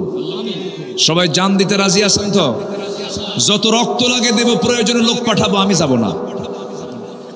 হ্যাঁ, এরকম করবেন না তো? হ্যাঁ, জীবন দিতে হবে। আমরা ইতিহাস ভুলে যাই, জানেন? এই ছাত্ররা জীবনটা দিল কেমনে চিন্তা করা যায়? এরা জীবনটা দিল কেমনে? আর এদেরকে নিয়ে যারা উস্কানিমূলক কথা বলবে, যারা বাজে কথা বলবে, তারা জাতির শত্রু, তারা জাতির শত্রু। কত কষ্ট করেছে ওরা। আল্লাহ তুমি ওদেরকে উত্তম জাযা দিয়ে দাও। জোরে বলি আমিন, আরো জোরে আমিন। অনেক কষ্ট করেছে ওরা, আল্লাহ তুমি তাদেরকে উত্তম পুরস্কারে পুরস্কৃত করো। আরেকটা সূরা আছে, সূরাতুল হাদিদ। হাদিদ মানে হলো লোহা। হাদিদ মানে কি? তাহলে এখন বলেন তো, কোরআনের মধ্যে মৌমাছি আছে, মাকড়সা আছে, লোহা আছে। শুধু কি ধর্মীয় কিতাব মনে হয়? এটা শুধু কি ধর্মীয় কিতাব মনে হয়? যারা এগুলো মনে করেন, তারা কোরআন সম্পর্কে তাদের কোনো ধারণাই নাই। কোরআনটা পড়েন, কোরআনটা বুঝেন, এরপরে বুঝবেন যে এর মধ্যে আল্লাহ পাক কি রহস্য রেখে দিয়েছেন। কিয়ামত পর্যন্ত এই কিতাবের রহস্য কখনো পুরাতন হবে না। আল্লাহু আকবার বলেন। আমার বন্ধুগণ, আল্লাহ রাব্বুল আলামিন লোহা নামে একটা সূরা নাযিল করেছেন। মহান রাব্বুল আলামিন নিজে বলছেন, ওয়া আনজালনাল হাদিদা ফীহি বা'সুন শাদীদু ওয়া মানাফিউ লিন-নাস। এই লোহা নিয়ে আধুনিক বিজ্ঞান বলছে লোহার সৃষ্টি পৃথিবীতে নয়, বহির জগৎ থেকে এসেছে। কারণ পৃথিবীর পরিবেশের লোহা উৎপাদনের জন্য অনুপযোগী। কারণ লোহা উৎপাদনের জন্য যে তাপমাত্রার প্রয়োজন, সে তাপমাত্রা সূর্যের মধ্যেও নাই, সূর্যের মধ্যেও নাই। লোহা উৎপাদনের জন্য আনুমানিক 5 বিলিয়ন ডিগ্রি সেলসিয়াস তাপমাত্রার প্রয়োজন। সূর্যের তাপমাত্রা হলো 15 million degree Celsius. 5 billion degree Celsius প্রয়োজন। এটা দুনিয়াতে তো সম্ভবই না, সূর্যের কাছেও সম্ভব না। এখন বিজ্ঞানীরা ধারণা করে দেখতেছেন, তারা বলছেন কোন সুপারনোভা হয়তো বিস্ফোরণ থেকে এই জাতীয় লোহার আগমন করতে পারে। মহান রব্বুল আলামিন ঠিক একই কথা 1500 বছর আগে বলছেন, ওয়া আনজালনাল হাদিদ। হে রাসূল, আমি এই লোহাটাকে ওয়া আনজালনা, আমি নাজিল করেছি আকাশ থেকে। জোরে বলেন সুবহানাল্লাহ। আনজালনা মানে কি? নাজিল করেছে। নাজিল কি নিচ থেকে হয় না উপর থেকে হয়? কি উপর থেকে হয় কি না? তাহলে এই যে তথ্যগুলো আল্লাহ পাক দিয়ে দিচ্ছেন, এটা কি পৃথিবীর কোনো মানুষের পক্ষে সম্ভব? না। অতএব যারা বলেন কোরআন দিয়ে দেশ চলতে পারে না, কোরআন দিয়ে সমাজ চলতে পারে না, এই কথা আমার দেশের মানুষ মানবে না। এদেশের মানুষ রক্ত দেওয়া শিখেছে, ফাঁসির মঞ্চে যাওয়া শিখেছে, ইসলামের জন্য বুকের তাজা প্রাণ ঢেলে দেওয়া শিখেছে। আমরা যতক্ষণ না পর্যন্ত এই জমিন আল্লাহর দিন কায়েম না হবে, আমরা আমাদের কাজ চালিয়ে যাব। আল্লাহ কবুল করুন। জোরে বলে আমিন। নামাজ পড়বো কয় ওয়াক্ত? নামাজ না পড়লে কোথায় যেতে হবে? জাহান্নাম। নাম্বার 2 হলো ওয়ালাম নাকুনু তুইমুল মিসকিনা ওয়া কুন্না নাখুদু মাআল খায়িদিন। নাম্বার 2 হলো বান্দার হক আমরা নষ্ট করেছি। 1 নম্বর হলো আল্লাহর হক আমরা নষ্ট করেছি, নামাজ পড়ি নাই। নাম্বার 2 হলো বান্দাদের হক নষ্ট করেছি, মিসকিনদেরকে তাকায় নাই, বরঞ্চ তাদের সম্পদগুলো লোপাট করেছি। বৃদ্ধ ভাতা খাইছে কিনা বলেন? বিধবা ভাতা খেয়ে ফেলছে, আছে না? এরকম আছে না? রাস্তার টাকা মেরে খেয়ে শেষ করেছে। দেশ থেকে টাকাগুলো পাচার করে সব নিয়ে চলে গেছে, কিছুই রাখে নাই। দেশের সন্তানগুলোকে দেশেও পড়াইছে, আমেরিকায় পড়াইছে। দেশকে এত ভালোবাসে, সন্তানগুলোকে দেশে পড়ালো না, ভার্সিটি তারাই বানালো, কিন্তু সেই ভার্সিটিতে নিজের সন্তানগুলো পড়ালো না। ভার্সিটির সন্তানদের হাতে তুলে দিয়েছে ইয়াবা, মদ, বোতল, অস্ত্র, আর ওদেরকে ইউরোপ আমেরিকায় পড়াইছে। ঠিক কিনা? অস্ত্রের ঝনঝনানি তারা করেছে। বিশ্ববিদ্যালয়গুলোকে তারা মিনি ক্যান্টনমেন্ট বানিয়েছিল, এত কিছু তারা করেছিল। আমার বন্ধুগণ, আমিও ঢাবির ছাত্র ছিলাম, বানায় বানায় একটা কথাও বলছি না। ভার্সিটির যে চিত্র এই 16 বছরে যা ছিল, সেখানে শুধু সমকামিতার হার বেড়েছে, জেনার হার বেড়েছে, অবাধ যৌনাচারের হার বেড়েছে, নেশার পরিমাণ বেড়েছে। সমকামিতাকে প্রমোট করার জন্য তারা বিভিন্ন উস্কানিমূলক বিভিন্ন কথাও বলেছে। এমনকি শ্রেণীর পাঠ্য বইয়ের মধ্যেও ঢুকিয়ে দিয়েছিল ট্রান্সজেন্ডার। মনে নাই? ট্রান্সজেন্ডার মনে নাই? শরীফার গল্প ঢুকিয়ে দিয়েছিল। অনেক কিছুই তারা করেছে। আমার বন্ধুগণ, এই যে এত বড় দেশের সম্পদগুলো লুটপাট করে বাইরে নিয়ে চলে গেল, এটা দেশপ্রেমের লক্ষণ নয়, এগুলো বান্দার হক নষ্ট করা। আল্লাহ বলছেন, বান্দার হক যারা নষ্ট করবে, আমি আল্লাহ তাদেরকে জাহান্নামের মধ্যে ঢুকাবো। নাম্বার 3 হলো সমালোচককারীদের সঙ্গে সমালোচনা করা। নাম্বার 4 হলো যারা আখিরাতকে অবিশ্বাস করেছে। ওয়া কুন্না নুকাযযিবু বিয়াউমিদ্দিন, আমরা যাবার জীবিত হব, কোনো সন্দেহ আছে নাকি? আস্তে কয়, আল্লাহ কি আমাকে জিন্দা করতে পারবেন না? 2-1 করে উঠতেছেন, 2-1 করে ওঠে, কি করব? দোয়া করে দেব? তো ওঠেন কেন? ও একে যায়, 2-এ যায়। ও মাশাআল্লাহ, অনেক সুন্দর জবাব। একটু বসেন, একটু বসেন। বহু সময় তো আমরা এদিক সেদিক ব্যয় করি, একটু যদি ভালো জায়গায় বসতে পারি, এটা আমার জন্য নাজাতের একটা কারণ হয়ে যাবে। জোরে বলি ইনশাআল্লাহ। আল্লাহ কবুল করুন, জোরে বলি আমিন। আমার ডান পাশে যিনি বসে আছেন ডাক্তার মহোদয়, তিনি কি ব্যস্ত কম? একটা ডাক্তারের যে কত ব্যস্ততা জানেন, চরম ব্যস্ততা। তাদের যদি রাগ থাকে, চিকিৎসা করতে পারবে না। রোগী গালিও দেয়, রোগী লাথিও মারে, কত কি করে। একজন চিকিৎসকের দাম কত জানেন? আমি আল্লাহ, আমাকে কে বানাইছে বলেন তো? আমি আল্লাহর গোলাম। আর আল্লাহর গোলামকে যারা সেবা দেয়, যদি নিয়তটা সহি থাকে যে না, আমি আল্লাহর মখলুকের সেবা করছি, আল্লাহ তাআলা তার সেবা করবেন। হাসরের ময়দানে বলিবেন, খোদা হে আদম সন্তান, কি আছে না একটা কবিতা আছে না? এটা কিন্তু কবিতা না, এটা হাদিস। আমি অসুস্থ ছিলাম, তুমি আমার সেবা করো নাই। অর্থাৎ আমার বান্দাগুলো অসুস্থ ছিল, তুমি তার ওই অসুস্থ ব্যক্তির পাশে তুমি দাঁড়াও নাই। তো বিশাল ব্যাপার। আল্লাহ, তুমি এদেশের সকল চিকিৎসককে আখিরাতের চিন্তা মাথায় নিয়ে খিদমা করার তৌফিক তুমি আল্লাহ দিয়ে দাও। জোরে বলি আল্লাহুম্মা আমিন। আবার আপনি কৃষিকাজ করেন, আপনি যদি কৃষাণ না দেন, আপনি যদি জমি চাষ না করেন, জাতি খাবে কি? তাহলে আপনার জন্য পুরস্কার কি আল্লাহর কাছে নাই? আসতে বলেন কেন? আসে না নাই? আসে না নাই? যে যার ডিপার্টমেন্টে আছে, সে ডিপার্টমেন্টকে আখিরাতের জন্য, আখিরাতকে মাথায় নিয়ে কাজ চালাবেন, আল্লাহ পুরস্কার দিয়ে দিবেন। একটা কৃষকের দাম কত? আদম ছিলেন কৃষিকাজের রূপকার। যারা কিষান, তারা খাঁটি আদমের সুন্নত পালন করে। যেরকম সুবহানাল্লাহ, ঠিক আছে না? এটা আদমের সুন্নত। আদম আলাইহিস সালামকে আল্লাহ রাব্বুল আলামিন পৃথিবীর সকল কৃষিকাজের শিক্ষা দিয়েছেন। যেরকম সুবহানাল্লাহ। আমাদের বাপ তো প্রথমে তো খাওয়া দরকার, উনি খাওয়ার ব্যবস্থা করে দিয়েছেন। ইদ্রিস আলাইহিস সালাম, তিনি ছিলেন টেক্সটাইল ইঞ্জিনিয়ার, তিনি কাপড় চোপড়ের ব্যবস্থা করে দিয়েছেন। দাউদ আলাইহিস সালাম ছিলেন অস্ত্র নির্মাতা, তিনি অস্ত্র বানাতেন। তার অস্ত্র বানানোর জন্য ফ্যাক্টরি লাগতো না, হাতে নিতেন, কাদার মতো নরম হয়ে যেত লোহা। আল্লাহু আকবার বলেন। ওয়াল্লানাল হাদিদ, তার কাছে লোহাটা কাদার মতো নরম হয়ে যেত। এরকম করে আল্লাহ পাক বিশেষ সমস্ত পয়গম্বরকে বিশেষ বিশেষ গুণ দান করেছিলেন। যে কাজই করবো না কেন, সেই কাজের মধ্যে নিয়ত থাকতে হবে, আমি কার জন্য করছি? আসতে কার জন্য করছি? বাড়িতে জানালা আমি বানাইছি, বাড়িতে ঘর বানালে তার জানালা লাগে কিনা বলেন?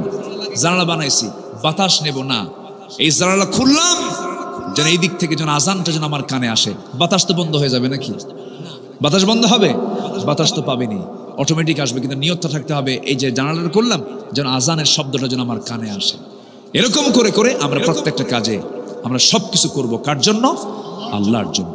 সম্মানিত ভাইয়েরা, আখেরাত আছে না নাই বলেন তো? এই এলাকায় কি আলুর চাষ হয়? আলুর চাষ, আলু হয়, একটু কম হয়, উত্তরবঙ্গে বেশি হয়, জয়পুরহাট, বগুড়া, রংপুর। হ্যাঁ, রংপুর ওইদিকে প্রচুর হয়। হারাগাছে আবার বিড়িও হয়, বিড়ি বিড়ি রংপুরে বিড়িও হয়। কিন্তু আবার এই নদী পার হলেই কুষ্টিয়া গেলেই, আমি আগে বুঝতাম না, ফাইন গোল গোল ঘর, মাটির ঘর, বললাম যে এই ঘরে থাকে কে? কুজন না, এখানে বিড়ি হয়, বিড়ি বিড়ি, ওই তো তামাক, একই কথাই তো, প্রসেস করে তারা, প্রচুর তামাকের আবাদ হয় ওইদিকে।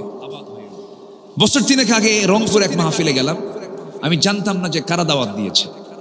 তো মাহফিল শেষ হওয়ার আগ দিয়েই দোয়ার মধ্যে দোয়ার আগ দিয়ে বলে, হুজুর একটু দোয়া করেন, কেন? আমাদের বিড়ি ফ্যাক্টরিতে যেন বরকত হয়। আমি পড়ে গেলাম বিপদে, কি দোয়াটা করি বলেন তো? সব খাবারের দোয়া আছে, বিড়ি খাওয়ার দোয়া কন্ত? বিড়ি খাওয়ার কোনো দোয়া আছে? এই যদি খাবার বেশি খায় না বিড়ি বেশি খায়? বলেন কি বেশি খায় বলেন? ভাত খায় কয়বার আর বিড়ি খায় কয়বার? আনলিমিটেড, একটা শেষ হলে ওর সাথে আরেকটা, মানে ওই লাগানোর সময় নাই, মানে আগুন এক্সট্রা দরকার নাই, শেষ হয়েছে। আবার বন্ধুত্ব আছে, এই দে, ধার নেয়, আগুন কি দেয়? ধার নেয়, ধার নিয়ে খায়। বিড়ি খাওয়া কি সুন্নতে মুআক্কাদা? বিড়ি খাওয়া যাবে? আজ থেকে বিড়ি খাওয়া যাবে? তামাক খাওয়া, পান খান, ডাক্তার আছে তো এই জন্য আমি এই কথাগুলো আসতেছে। পান খান আপনি, আমার দাদার মুখের পান চাবায়া চাবা আমারে দিত, আমার মনে আছে। বুড়া মানুষ হলে পরে একটু চাবাতে ভালোবাসে, মুখটা একটু গন্ধ গন্ধ হয়, এই জন্য পান খায়। রস, কেউ কেউ বলেছেন পানের রসে কিছু উপকার আছে, স্টমাকের কিছু উপকার আছে, খান, পান খান। কিন্তু পানের সাথে আবার হাকিমপুরি রহমতুল্লাহ আলাইহি কেন? এখানে কথা আছে, এখানে কথা আছে না নাই? হাকিমপুরি আর রহমতপুরি খাওয়া যাবে না, এটা বাদ, এটা বাদ দিতে হবে। এক কথা, শক্ত কথা বলছি, মন খারাপ করা যাবে না। যে খাবার খেলে পরে ক্যান্সার হয়, আপনার লাঞ্চটা দিয়েছেন কে? লাঞ্চ কে দিয়েছেন? বিড়ি খেয়ে নষ্ট করলো কে? আল্লাহ নষ্ট করছে। কে নষ্ট করছে? ওয়ালা তুলকু বিআইদিকুম ইলা তাহলুকা, নিজকে তুমি ধ্বংসের দিকে ঠেলে দিও না, আল্লাহর কালাম। আমি মনে করি আপনি নিশ্চিত জানেন এই বিড়ি খেলে পরে, এই নেশা করলে পরে আমার ক্যান্সার হতে পারে, আমার জটিল সমস্যা হবে। আমি খাই, আমার যে ক্ষতি হয় পাশের লোকের তার চেয়ে ডাবল ক্ষতি হবে। এত কিছুর ক্ষতি জানার পরে আপনি যদি খান, নিঃসন্দেহে আল্লাহ পাক এটার জন্য আপনাকে আত্মহত্যাকারীর কাতারেও নিতে পারেন। আমার কথা কি বোঝা গেল কথাটা? আমি কিন্তু খুব চূড়ান্ত কথা বললাম। নিতে পারেন না? নিতে পারেন কিনা বলেন? আপনি ক্যান্সারের রোগী হয়ে যাচ্ছেন যে খাবার খেলে। আপনি খাবেন কেন?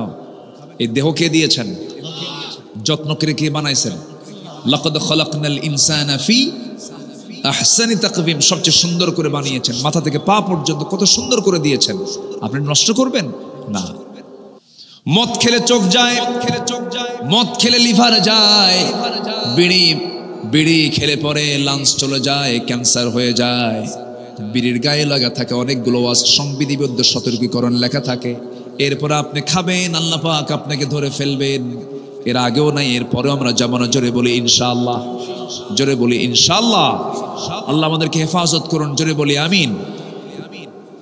আমার বন্ধুগণ, কথায় তো কথা চলে আসি, ওই আলুর কথা বলছিলাম। যদি বড় আলু হয়, সে আলুগুলোকে কেটে কেটে টুকরো টুকরো করে জমিতে, মাটির নিচে রেখে দেয়।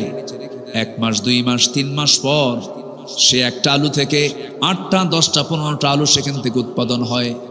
আল্লাহ পাক জন্ম দিয়ে দেন, কিন্তু যে আলুটা লাগাইছে সে আলুকে থাকে না, মাটি হয়ে যায়, মাটি হয়ে যায়, মাটির সঙ্গে মিশে যায়, পচে যায়, গলে যায়।